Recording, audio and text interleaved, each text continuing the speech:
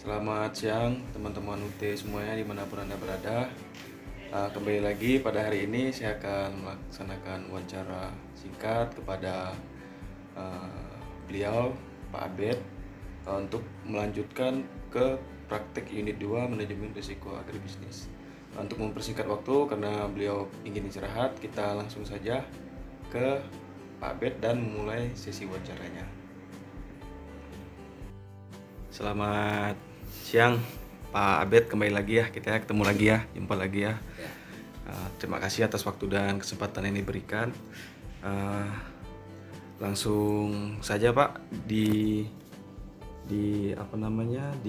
pertanyaan yang ingin saya tanyakan mengenai judul praktek unit 2 saya, yaitu analisis dan mitigasi risiko, eksternalitas serta risiko strategis pada usaha perkebunan kelapa sawit PT Kapasindo Pap Industri. Jadi ada beberapa pertanyaan yang ingin saya tanyakan nanti. Pak Abed bisa jawab, sekiranya tidak diketahui bisa kita next ke pertanyaan selanjutnya. Karena kemarin udah membantu saya gitu. Jadi ini untuk yang kedua, mungkin bisa ditambahkan lagi apapun data yang kurang mungkin ya Pak. Untuk pertanyaan pertama Pak Abed, langsung aja Pak ya. Ya. Apakah perubahan kebijakan pemerintah pernah mempengaruhi kegiatan usaha perusahaan ini Pak? Saya kira untuk kebijakan pemerintah sebagian juga ada yang mempengaruhi kegiatan usaha untuk khususnya di PT KPI ya Bang ya. Iya. Terutama kalau kita melihat akhir ini kita kan Indonesia pernah mengalami namanya kelangkaan minyak goreng ya. Iya. Minyak goreng. Nah, itu jadi pemerintah itu juga ada kebijakan bahwa untuk perusahaan wajib menjual CPO ke pemerintah domestik dalam negeri.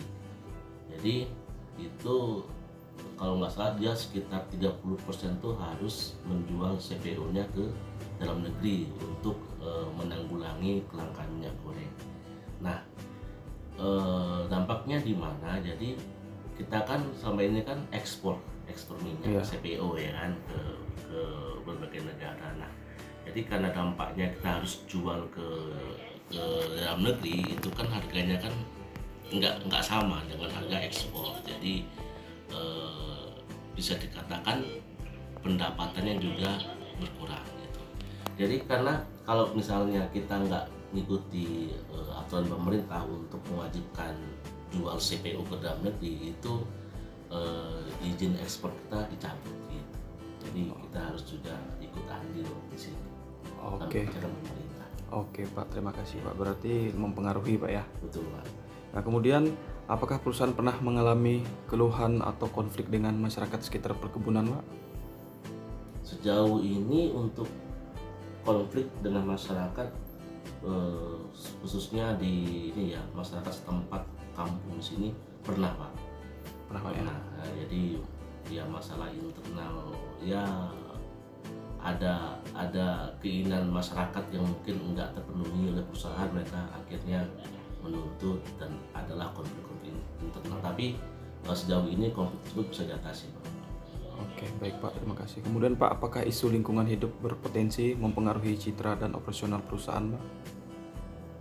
Baik, kalau isu lingkungan hidup ya, ini kan kita bergerak di bidang perkebunan kelapa sawit Pak ya. Iya. Jadi ini kan lahan kita ini bukanya besar nih, khususnya Sungai Kawang itu kurang lebih hampir satu divisi bisa 1.000 hektar, kalau dikalikan 7 bisa 7.000-an hektar itu Pak. Jadi kan kita buka lahan itu kan besar ya.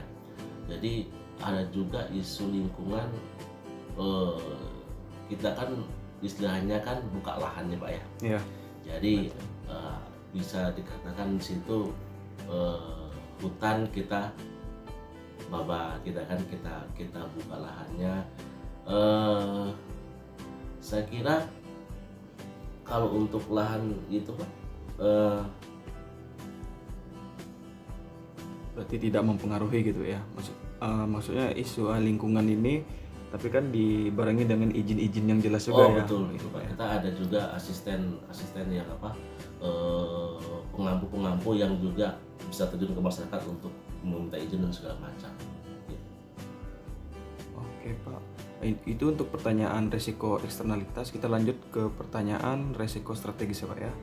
Apakah perusahaan ini pernah menghadapi persaingan yang semakin ketat dari perusahaan perkebunan sawit lainnya Pak? Oh,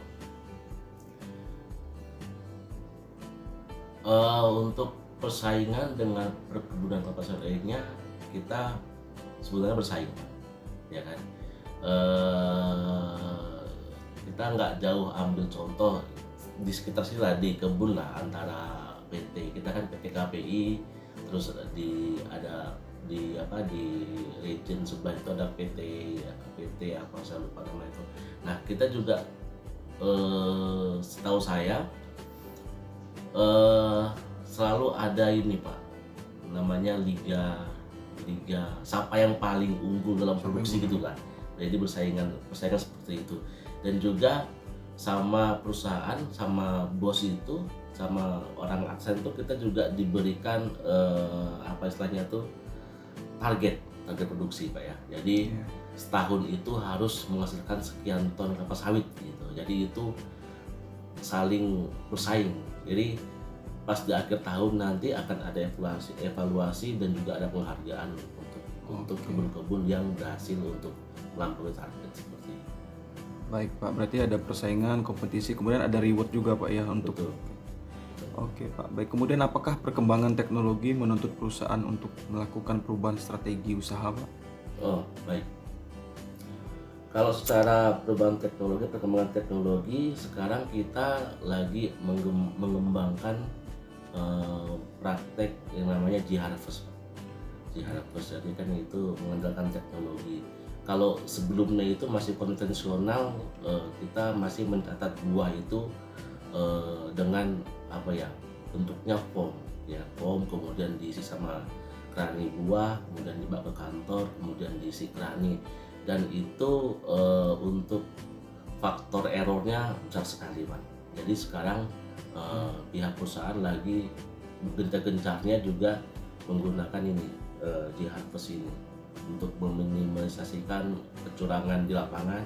Jadi buah yang tercatat itu aktual di lapangan seperti itu Pak. Oke baik, berarti perusahaan ini telah menerapkan teknologi namanya G-Harvest ya Pak ya? Betul. Baik, Pak. Kemudian kita lanjut di pertanyaan untuk dimitigasi resikonya Pak.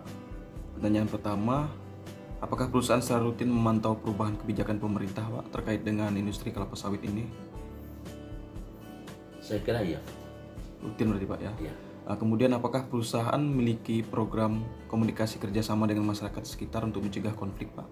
Ya, saya kira iya Pak. Jadi kita punya mitra dengan masyarakat setempat, ya kan. Jadi ada asisten misalnya asisten PL ya, itu yang untuk membina hubungan dengan masyarakat gitu. Jadi kita kalau misalnya masyarakat itu ada kegiatan apa, kita terbuka, misalnya mereka minta bantuan segala macam itu kan, memberikan proposal, kita terbuka untuk itu. Oke, berarti memang ada komunikasi yang lancar, intens gitu Pak ya dengan masyarakat Pak. Baik Pak. Kemudian apakah perusahaan melakukan identifikasi dan penilaian risiko eksternal Pak secara berkala untuk di keuangannya Pak? Iya. Berarti ada evaluasi Pak ya, maksudnya ada identifikasi Pak ya. Oke, kemudian apakah manajemen melakukan analisis risiko sebelum mengambil keputusan strategis Pak? Iya.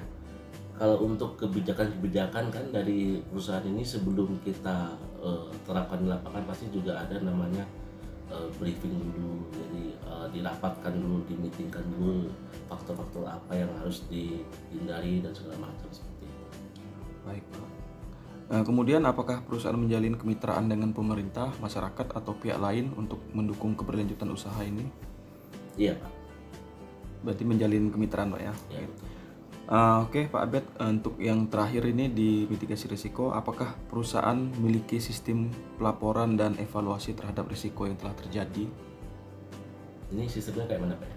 Sistem pelaporan mungkin laporan bulanan mungkin Pak ya, Eh, dan evaluasi terhadap semua mitigasi risiko baik eksternalitas maupun yang risiko strategisnya gitu Pak. saya kira iya Pak. Iya Pak ya. Oke, baik Pak Abed, saya rasa hanya itu yang ingin saya ketahui. Kemudian data yang ingin saya uh, dapatkan untuk melengkapi pelaporan praktik unit 2 saya pada mata kuliah manajemen risiko agribisnis. Saya ucapkan terima kasih yang sebesar-besarnya Pak. Ya. Sobat UT semua dimanapun Anda berada, itu tadi wawancara singkat saya bersama Pak Abed. Beliau merupakan salah satu karyawan di PT Kapasindo Pam Industri. Saya sangat senang bisa berbincang-bincang dengan beliau. Kemudian saya sangat senang mendapatkan informasi untuk melengkapi pelaporan praktek unit saya. Saya ucapkan terima kasih ya Pak ya. Terima kasih. Hanya itu saja yang bisa saya sampaikan. Akhir kata, selamat siang dan salam sejahtera untuk kita semua UT.